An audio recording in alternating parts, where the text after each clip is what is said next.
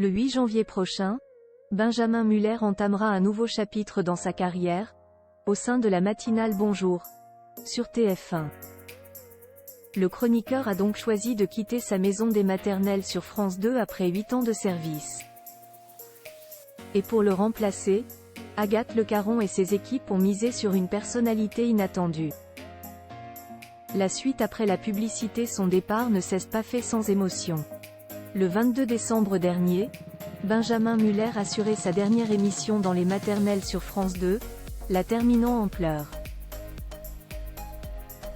Le chroniqueur y était une figure incontournable depuis déjà 8 ans, mais il a décidé de céder aux avances de TF1.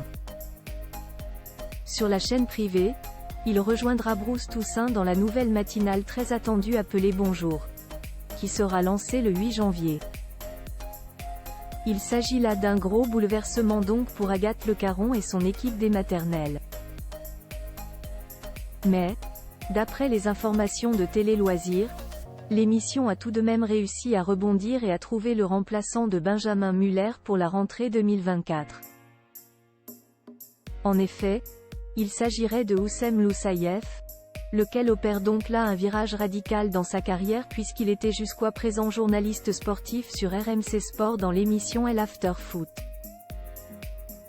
Aux côtés des Agathe Le Caron, Yasmine Ouglis, Marie Perarnaud et Anna Roy, il laissera donc de côté le ballon rond et les crampons pour aborder à la place les différents thèmes de la parentalité. Notons que Oussem Loussaïef ne sera pas le seul membre masculin des maternelles. Laurent Mestret, ex-gagnant de Koh-Lanta devenu animateur, intervient lui aussi dans le programme du service public en qualité de coach sportif, proposant entre autres des exercices faciles et pratiques pour les femmes enceintes. Une carrière de footballeur manquée pour Oussem Loussaïef avant d'atterrir dans les maternelles à parler de couches et de biberons. Oussem Loussaïef était donc un journaliste spécialisé dans le sport, et plus précisément le foot. Sa passion de toujours. Il a même un temps songé à devenir joueur professionnel, avant l'accident comme il le confiait lors d'une interview pour Bondi Blog.